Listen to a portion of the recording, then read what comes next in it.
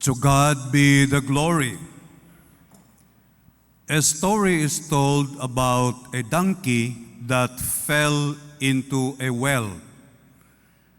Isang gabi, yung donkey ay nakaalpas na putol yung kanyang tali, and the donkey was going around in the village. It was dark, so it stumbled on a well.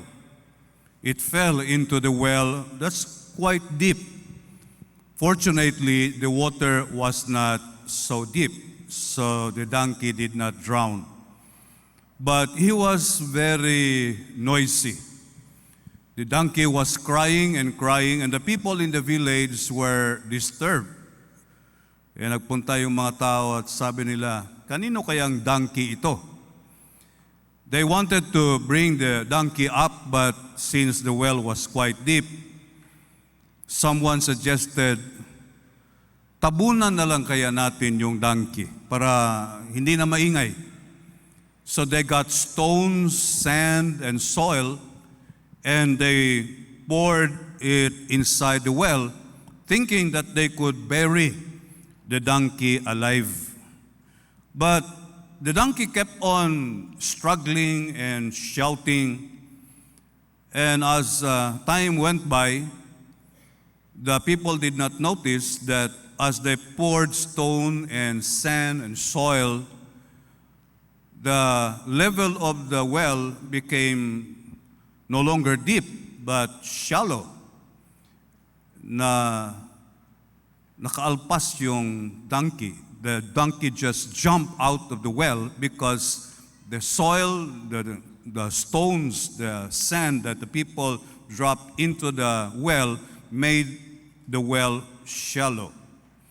And as I was thinking about this story, it seems that our lives in this world is full of attacks and other negative circumstances.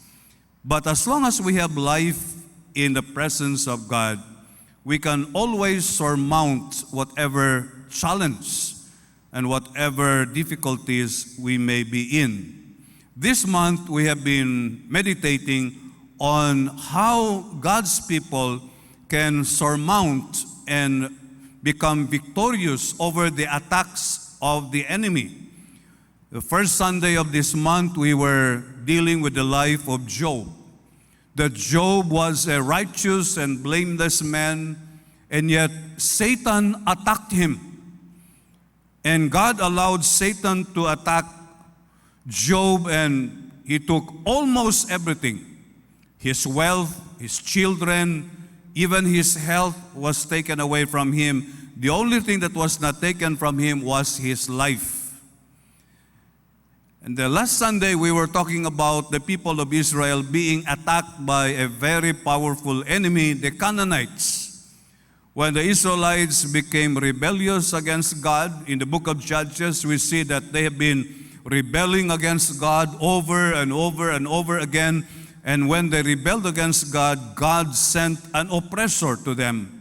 But when they cried out to God for help, God also sent judges like Deborah and Barak to help them and to save them from their problem and difficulties. Tonight, we'll be talking about a person who was also under attack and opposition, and his name is Joseph. Now, the life of Joseph is recorded in the book of Genesis, but it's quite too long. We'll just read one chapter, and that is chapter 41, verses 1 to 27. Kindly open your Bibles to Genesis 41, 1 to 27.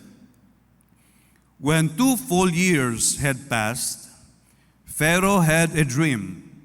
He was standing by the Nile when out of the river there came up 7 cows, sleek and fat, and they grazed among the reeds. After them, 7 other cows, ugly and gaunt, came up out of the Nile and stood beside those on the riverbank. And the cows that were ugly and gaunt ate up the 7 sleek, fat cows. Then Pharaoh woke up. He fell asleep again and had a second dream. 7 heads of grain, healthy and good, were growing on a single stalk. After them, 7 other heads of grain sprouted, thin and scorched by the east wind. Then the thin heads of grain swallowed up the 7 healthy, full heads. Then Pharaoh woke up. It had been a dream. In the morning, his mind was troubled, so he sent for all the magicians and wise men of Egypt. Pharaoh told them his dream, but no one could interpret them for him. Then the chief cupbearer said to Pharaoh, "Today I am reminded of my shortcomings." Pharaoh was once angry with his servants, and he imprisoned me and the chief baker in the house of the captain of the guard. Each of us had a dream the same night, and each dream had meaning of its own. Now a young Hebrew was there with us, a servant of the captain of the guard. We told him our dreams, and he interpreted them for us, giving each man the interpretation of his dream. And things turned out exactly as he interpreted them to us. I was restored to my position, and the other man was impaled. So Pharaoh sent for Joseph, and he was quickly brought from the dungeon. When he had shaved and changed his clothes, he came before Pharaoh. Pharaoh said to Joseph, "I had a dream, and no one can interpret it. But I have heard it said of you that when you had a dream, you can interpret it." "I cannot do it," Joseph replied to Pharaoh, "but God will give Pharaoh the answer he desires." Then Pharaoh said to Joseph, "In my dream, I was standing on the bank of the Nile, when out of the river there came up 7 cows, fat and sleek, and they grazed among the reeds. After them 7 other cows came up, scrawny and very ugly and lean. I had never seen such ugly cows in all of the land of Egypt. The lean, ugly cows ate up the 7 fat cows that came up first. But even after they ate them, no one could tell that they had done so. They looked just as ugly as before. Then I woke up. In my dream, I saw 7 heads of grain, full and good, growing on a single stalk. After them, 7 other heads sprouted, withered and thin and scorched by the east wind. The thin heads of grain swallowed up the 7 good heads. I told this to the magicians, but none of them could explain it to me." Then Joseph said to Pharaoh, "The dreams of Pharaoh are one and the same. God has revealed to Pharaoh what he is about to do. The 7 good cows are 7 years, and the 7 good heads of grain are 7 years. It is one and the same dream. The 7 lean, ugly cows that came up afterward are 7 years, and so are the 7 worthless heads of grain scorched by the east wind. They are 7 years of famine." May God bless us upon the reading of His words. But in order to understand what we have just read, let's move back a little to the time that Joseph was born. Because when Joseph was born, he was loved by his father. Jacob had 12 sons and 1 daughter. But the sons of Jacob did not like each other, especially because they came from different mothers. It was a dysfunctional family, and Joseph was hated by his brothers because Jacob showed favor to Joseph. And one day, when Joseph visited them when they were pasturing the flock, he was still at a distance, but his brothers already planned evil against him. In fact, they said, "We should kill this boy. We do not want him to be with us. But someone suggested, no, we should not kill him. Instead, we should throw him inside a well, probably like what happened to the donkey. And we will leave him there to die. As they were waiting for Joseph to die, a group of Ishmaelites came by. And some of them suggested, why don't we sell him? Makakapera pa tayo pag ibenta natin siya instead of waiting for him to die inside that well. And so they took Joseph out of the well and sold him to the Ishmaelites. And the Ishmaelites went to Egypt, and they brought Joseph with them, and they sold Joseph as a slave. Can you imagine brothers who would hate their own brother, that they were willing even to kill him, if not to kill him, sell him to be a slave? And Joseph found himself to be a slave in Egypt, but a good man was able to buy him, Potiphar. And Potiphar made him a person who would take charge of his home. But Potiphar had a very bad wife. And this wife had an evil heart. And he manufactured story. And he accused Joseph of something that Joseph did not do. And when Potiphar heard the story, he believed his wife. And Potiphar sent Joseph to prison. Here is a man who was living a life pleasing to God. He was obeying God, and yet at the same time, there were evil people around him, which made him a prisoner. From a slave, he is now a prisoner in the dungeon, and he stayed there for 2 years. I cannot imagine what was in the mind of Joseph at this time, when he was doing what was right, and yet he was suffering for a crime he did not commit.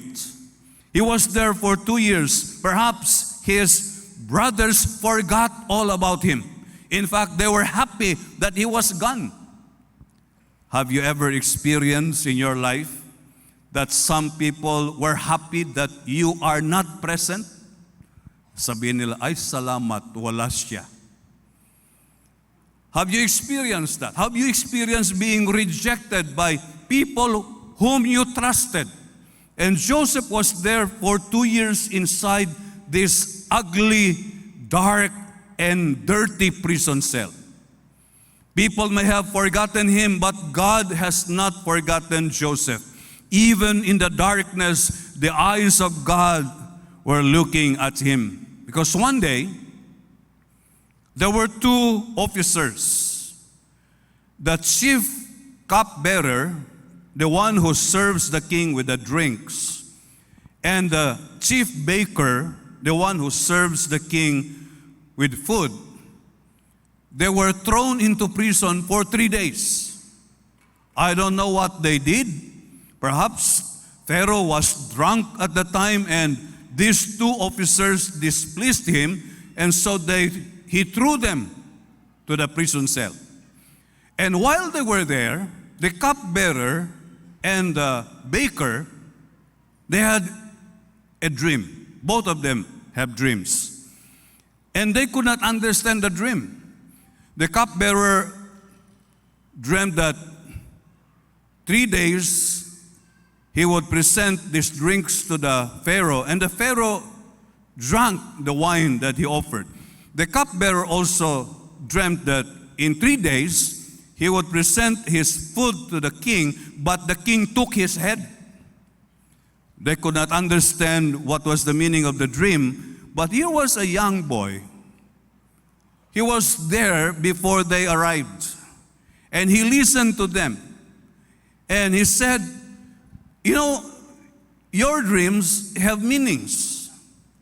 You, cupbearer, 3 days from now, you will be reinstated. God, the Pharaoh will bring you from the jail, and he will restore you to your position as the chief cupbearer. But you, chief baker, 3 days from now, the king will take you from jail, but he will hang you. 3 days later, what Joseph said came through. The cupbearer was taken from jail and he was restored. He was reinstated to his position. The baker, on the other hand, was taken from jail and he was hanged. And when the king had this dream that we have read a while ago, the cupbearer remembered that few months or maybe over a year ago, he was in jail. And he had a dream that he was confused. He was unable to interpret. And there was this young Hebrew who was there who interpreted the dream for him. And he said to Pharaoh, "Sir, I remember when I was in jail, there was a young man there who interpreted our dreams. I had a dream, the baker had his dream, and he interpreted the dream. And what he said happened exactly according to his interpretation." And so when the Pharaoh heard about that, he called Joseph, who was languishing in the jail for 2 years, and ordered his servants to clean him, give him good clothing, and appear before his presence. And here we see, brothers and sisters, that when Pharaoh mentioned his dream to Joseph, Joseph interpreted the dream and said, "My Highness, my Pharaoh, your dream is one and the same. The 7 cows that are fat and sleek, and the 7 grains that are healthy and good are 7 years of abundance. You will experience 7 years of abundance, but it will be followed by 7 years of famine, as represented by the ugly and lean cows and the thin and scourged grains. You should prepare your kingdom for the coming 7 years of famine." And because of that, Pharaoh made Joseph one of his main advisors and in charge of the food supply of the kingdom. And this is where we see, brothers and sisters, that even when we are facing difficulties in this world, we sometimes do not experience fairness, equality, and justice. Because there are people who can manipulate. There are people who can devise evil plans against us. I remember Dr. J.R. Marasigan mentioned when he said that justice is very powerful. She is holding a sharp sword in her right hand and a weighing scale on her left hand. She can strike the guilty anytime. But the problem is that she is blindfolded. And people who are smart can manipulate. They can use their expertise in fabricating evidence and producing false witnesses. Many times in this life, we are disappointed. We do not get what we expect. But one thing is sure, brothers and sisters, the supreme justice is not blindfolded. Our God can see even in the dark. Joseph was in the dark for 2 years. I don't know what we would feel. He was languishing in that dark dungeon for 2 years, but God did not forget him. God elevated him to a position of glory and honor beside Pharaoh. And for the duration of his life, Joseph held great power, that when you read the succeeding chapters, that even his brothers who had planned evil against him were saved from famine when he was already in control of the food supplies in Egypt. And here we can see that in this world, many times, we are victims of people who are desirous to destroy us. And there are times we feel so hopeless and helpless. But the life of Joseph would tell us that as long as our hearts are in tune with God, that we are faithful to God, even in the midst of these negative situations, then God will raise us up. He will elevate us to a place of glory and honor. Human opposition, you can always find them in this world. Many times we are hurt when other people would do something against us. And we can understand that. Pag ibang tao, ibang tribo, we can understand that they would hate us. But when these are members of our family, brothers, sisters, would try to destroy us, is even more painful, and we cannot understand it. And Joseph became a victim of human opposition, but whatever human opposition we can encounter, they cannot hinder God's disposition. People may oppose us, but God's disposition is final.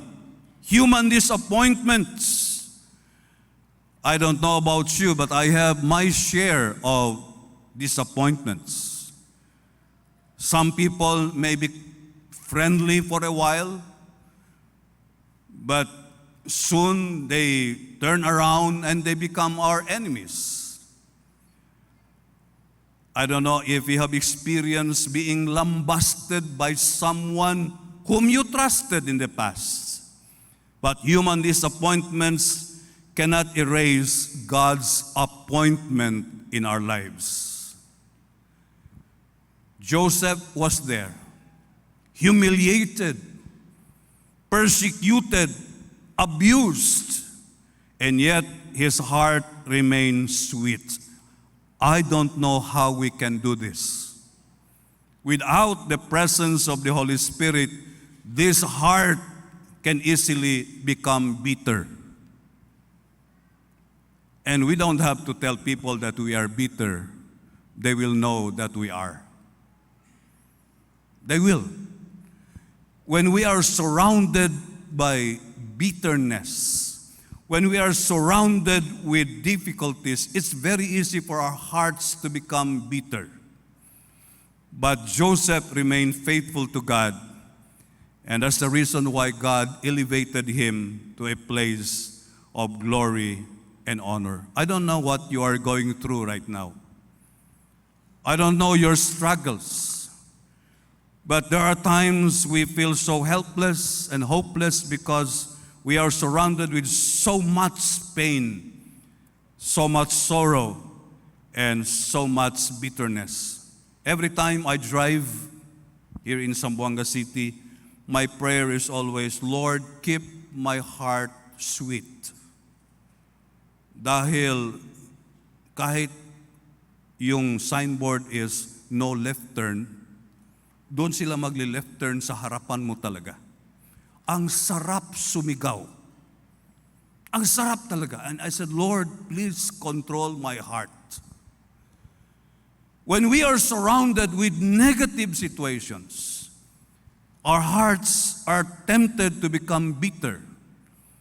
But Joseph kept himself faithful before God, and he experienced glory and honor. Several years ago, I had the privilege of visiting an old man who was very faithful for many years in the church. He brought his children to Christ. He brought his grandchildren to Christ. But then one day, he became sick, terminal cancer. He was not able to come to church anymore for many weeks and months. He became so thin, and when I visited him, he could not even sit down. He was just lying there. I was expecting that he would be depressed, he would be discouraged, and so I asked him, Brad, how are you? And with a smile from his wrinkled face, he said, Pastor, I thank God for the years that He has granted to me. I thank Him for allowing my family to follow Him, my children, my grandchildren. And this is coming from a person whose body is now so small, voice that is already so soft, but a heart that is still sweet in the presence of God. Yes, it is very easy to blame God, even to accuse God. In fact, unbelievers would use this as their reason not to believe in God. Why do good people suffer? Why did God allow Cain to murder his brother Abel? If there is God, pwede naman niyang pigilan si Cain. He is powerful. Why is it that evil people are doing evil things, even to good people? But my question to them is, why did God allow you to ask that question? He could have stopped you, but He allowed you to ask that question because God respects our freedom of choice. We can choose to be bitter. We can choose to be resentful, but we can also choose to be faithful to God, and our hearts remain sweet even in the midst of difficulties. Whatever oppositions you are facing, whatever disappointments you are experiencing, they can never hinder, they can never erase God's disposition and God's appointment in your lives. Be faithful to Him, because what God has intended for you will come to you, no matter what people do. God has already prepared something for you in advance. We may not see it today because we are in the midst of darkness. But as long as we are faithful to Him, nobody can stop the blessings that God has reserved for you and for me, as long as we are faithful in serving Him. To God be the glory.